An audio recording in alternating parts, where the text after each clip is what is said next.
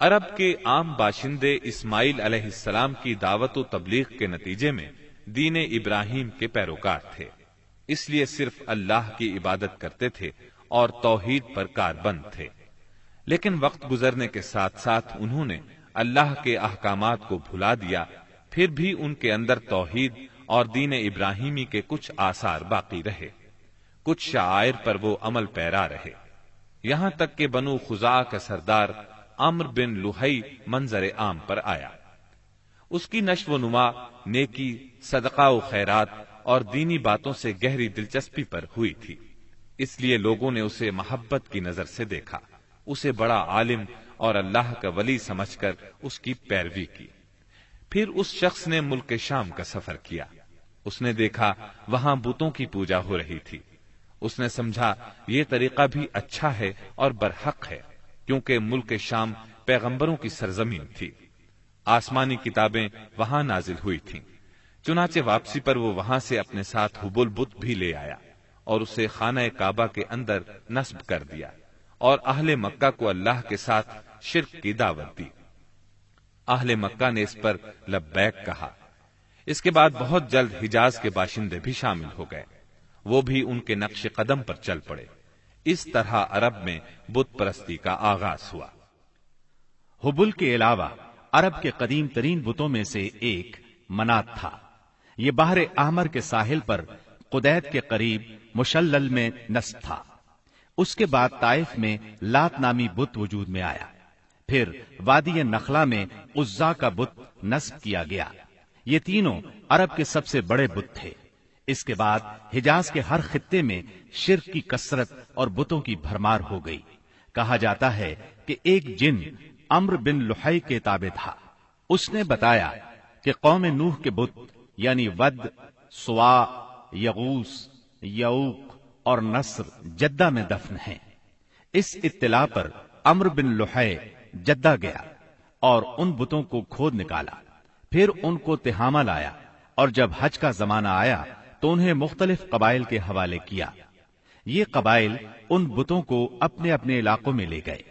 اس طرح ہر قبیلے میں پھر ہر گھر میں ایک ایک بت ہو گیا۔ اسی پر بس نہیں کی گئی، اس کے بعد مشرکین نے مسجد حرام کو بھی بتوں سے بھر دیا۔ چنانچہ جب مکہ فتح ہوا تو بیت اللہ اور اس کے گردا گرد 360 بت تھے، جن کو خود رسول اللہ صلی اللہ علیہ وسلم نے اپنے دستے مبارک سے توڑا۔ آپ ہر ایک بت کو چھڑی سے ٹھوکر مارتے اور وہ گر جاتا۔ پھر آپ نے حکم دیا، ان تمام بتوں کو مسجد حرام سے باہر نکال دو۔ چنانچہ ان سارے بتوں کو مسجد حرام سے باہر نکال کر جلا دیا گیا۔ غرض شرک اور بت پرستی اہل جاہلیت کے دین کا سب سے بڑا مظہر بن چکی تھی، اور ان لوگوں کو یہ گھمنڈ بھی تھا کہ وہ سیدنا ابراہیم علیہ السلام کے دین پر ہیں۔ پھر اہل جاہلیت کے یہاں بت پرستی کے کچھ خاص طریقے بھی رائج تھے، جو زیادہ تر عمرو بن لحی کے گھڑے ہوئے تھے۔ یہ جاہل لوگ سمجھتے تھے کہ عمرو بن لحی کے طریقے دین ابراہیمی میں تبدیلی نہیں بلکہ بدعت حسنہ ہیں۔ ان میں بت پرستی کی کیا کیا رسمیں رائج تھیں، اس کی تفصیل بھی سن لیں۔ نمبر 1، اس دور کے جاہل مشرک بتوں کے پاس مجاور بن کر بیٹھتے تھے، ان کی پناہ ڈھونڈتے تھے، انہیں زور زور سے پکارتے تھے، حاجت روائی اور مشکل کشائی کے لیے ان کو پکارتے تھے اور سمجھتے تھے کہ وہ اللہ سے سفارش کر کے ہماری مراد پوری کرا دیں گے۔ نمبر 2، وہ بتوں کا حج اور طواف کرتے تھے، ان کے سامنے عجز و نیاز سے پیش آتے تھے اور انہیں سجدہ کرتے تھے۔ نمبر 3، بتوں کے لیے نذرانے اور قربانیاں پیش کرتے اور قربانی کے ان جانوروں کو کبھی بتوں کے آستانوں پر لے جا کر ذبح کرتے تھے اور کبھی کسی اور جگہ ذبح کر لیتے تھے، مگر بتوں کے نام پر ذبح کرتے تھے۔ ذبح کی ان دونوں صورتوں کا ذکر اللہ تعالیٰ نے سورۃ المائدہ کی آیت نمبر 3 میں کیا ہے۔ وَمَا ذُبِحَ عَلَى النُّصُبِ، یعنی وہ جانور بھی حرام ہیں جو آستانوں پر ذبح کیے گئے ہوں۔ دوسری جگہ یعنی سورہ انعام کی آیت 121 میں فرماتے ہیں، وَلَا تَأْكُلُوا مِمَّا لَمْ يُذْكَرِ اسْمُ اللَّهِ عَلَيْهِ، یعنی اس جانور کا گوشت مت کھاؤ جس پر اللہ کا نام نہ لیا گیا ہو۔ نمبر 4، بتوں کا قرب حاصل کرنے کا ایک طریقہ یہ بھی تھا کہ مشرقین اپنی سمجھ کے مطابق اپنے کھانے پینے کی چیزوں اور اپنی کھیتی اور چوپائے کی پیداوار کا ایک حصہ بتوں کے لیے خاص کرتے تھے۔ اس سلسلے میں ان کا دلچسپ رواج یہ تھا کہ وہ اللہ کے لیے بھی اپنی کھیتی اور جانوروں کی پیداوار کا ایک حصہ خاص کرتے تھے۔ پھر مختلف اسباب کی بنا پر اللہ کا حصہ تو بتوں کی طرف منتقل کر سکتے تھے، لیکن بتوں کا حصہ کسی بھی حال میں اللہ کی طرف منتقل نہیں کر سکتے تھے۔ اس بری عادت کا تذکرہ بھی اللہ تعالی نے سورہ انعام کی آیت 136 میں کیا ہے۔ اللہ نے جو کھیتی اور چوپائے پیدا کیے ہیں اس کا ایک حصہ انہوں نے اللہ کے لیے مقرر کیا، اور بذام خود کہتے ہیں کہ یہ اللہ کے لیے ہے اور یہ ہمارے شرکاء کے لیے ہے۔ تو جو ان کے شرکاء کے لیے ہوتا ہے وہ تو اللہ کے لیے نہیں پہنچتا، مگر جو اللہ کے لیے ہوتا ہے وہ ان کے شرکاء تک پہنچ جاتا ہے۔ کتنا برا ہے وہ فیصلہ جو یہ لوگ کرتے ہیں۔ نمبر 5، بتوں کا قرب حاصل کرنے کا ایک طریقہ یہ بھی تھا کہ وہ مشرکین کھیتی اور چوپایوں میں مختلف قسم کی نظریں مانتے تھے۔ اللہ تعالی سورہ انعام کی آیت 138 میں فرماتے ہیں، وَقَالُوا هَٰذِهِ أَنْعَامٌ وَحَرْثٌ حِجْرٌ لَّا يَطْعَمُهَا إِلَّا مَن نَّشَاءُ بِزَعْمِهِمْ وَأَنْعَامٌ حُرِّمَتْ ظُهُورُهَا وَأَنْعَامٌ لَّا يَذْكُرُونَ اسْمَ اللَّهِ عَلَيْهَا افْتِرَاءً عَلَيْهِ۔ ان مشرکین نے اپنے خیال پر یہ بھی کیا کہ یہ چوپائے اور کھیتیاں ممنوع ہیں، انہیں وہی کھا سکتا ہے جسے ہم چاہیں، اور یہ وہ چوپائے ہیں جن کی پیٹھ حرام کی گئی ہے، یعنی نہ ان پر سواری کی جا سکتی ہے اور نہ سامان لادا جا سکتا ہے۔ اور کچھ چوپائے ایسے ہیں جن پر یہ لوگ اللہ پر افتراء کرتے ہوئے اللہ کا نام نہیں لیتے۔ یہ تھے ان کے عقائد۔ انہی جانوروں میں بحیرہ، صائبہ، وسیلہ اور حام تھے۔ سیرت نگار ابن اسحاق کہتے ہیں، بحیرہ صائبہ کی بچی کو کہا جاتا ہے، اور صائبہ اس اونٹنی کو کہا جاتا ہے جس سے پے در پے 10-12 مادہ بچے پیدا ہوں، درمیان میں کوئی نر نہ ہو۔ ایسی اونٹنی کو آزاد چھوڑ دیا جاتا تھا، اس پر سواری نہیں کی جاتی تھی، اس کے بال بھی نہیں کاٹے جاتے تھے، اور مہمان کے سوا اس کا دودھ کوئی نہیں پی سکتا تھا۔ اس کے بعد یہ اونٹنی جو مادہ بچہ جنتی، اس کا کان چیر دیا جاتا اور اسے بھی اس کی ماں کے ساتھ آزاد چھوڑ دیا جاتا، اس پر سواری بھی نہ کی جاتی، اس کے بال نہ کاٹے جاتے، اور مہمان کے سوا کوئی اس کا دودھ نہ پیتا۔ اسی کو بحیرہ کہتے ہیں، اور صائبہ اس کی ماں ہے۔ وسیلہ اس بکری کو کہا جاتا تھا جو 5 مرتبہ پے در پے 2 مادہ بچے جنتی تھی، یعنی 5 بار میں 10 مادہ بچے پیدا ہوتے، درمیان میں کوئی نر نہ پیدا ہوتا۔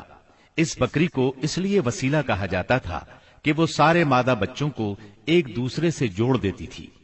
اس کے بعد اس بکری سے جو بچے پیدا ہوتے انہیں صرف مرد کھا سکتے تھے، عورتیں نہیں کھا سکتی تھیں۔ البتہ اگر کوئی بچہ مردہ پیدا ہوتا تو اس کو مرد عورت سبھی کھا سکتے تھے۔ حام اس نر اونٹ کو کہتے تھے جس کی جفتی سے پے در پے 10 مادہ بچے پیدا ہوتے، درمیان میں نر نہ پیدا ہوتا۔ ایسے اونٹ کی پیٹھ محفوظ کر دی جاتی تھی، نہ اس پر سواری کی جاتی، نہ بال کاٹے جاتے، بلکہ اسے اونٹوں کے ریوڑ میں جفتی کے لیے آزاد چھوڑ دیا جاتا، اس کے سوا اس سے کوئی اور فائدہ نہ اٹھایا جاتا۔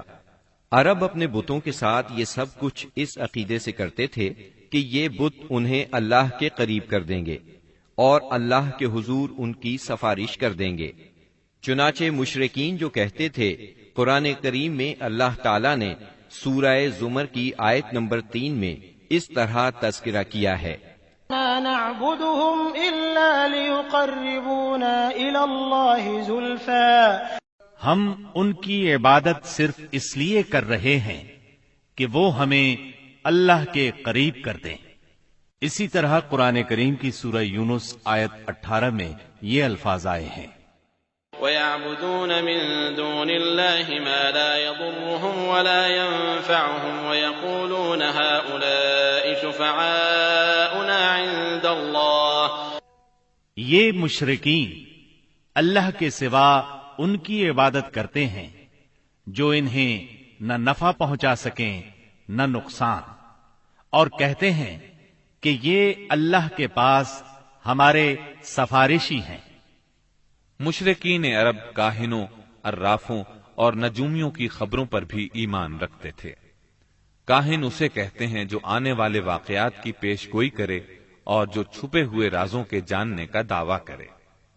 نجومی اسے کہتے ہیں جو ستاروں پر غور کر کے ان کی رفتار اور اوقات کا حساب لگا کر پتہ لگاتا ہے کہ دنیا میں آئندہ کیا حالات و واقعات پیش آئیں گے۔ ان نجومیوں کی خبروں کو ماننا دراصل ستاروں پر ایمان لانا ہے۔ مشرکین میں بدشگونی کا بھی رواج تھا، اسے عربی میں طیارہ کہتے ہیں۔ اس کی صورت یہ تھی کہ مشرکین کسی چڑیا یا ہرن کے پاس جا کر اسے بھگاتے تھے۔ اگر وہ دائیں طرف بھاگتا تو اسے اچھا شگون خیال کرتے، کامیابی کی علامت خیال کرتے اور اپنا کام کر گزرتے۔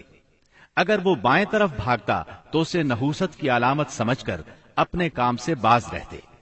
اسی طرح اگر کوئی چڑیا یا جانور راستہ کاٹ دیتا تو اس کو منحوس خیال کرتے۔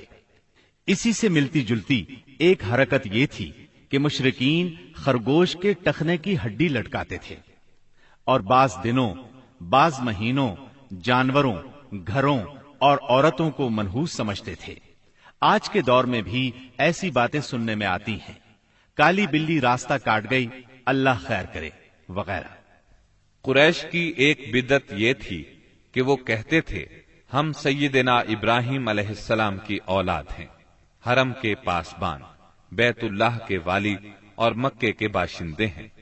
کوئی شخص ہمارا ہم مرتبہ نہیں اور نہ کسی کے حقوق ہمارے حقوق کے مساوی ہیں۔ اسی لیے یہ لوگ اپنا نام ہمس یعنی بہادر رکھتے تھے، لہذا ہمارے شایان شان نہیں کہ ہم حدود حرم سے باہر جائیں۔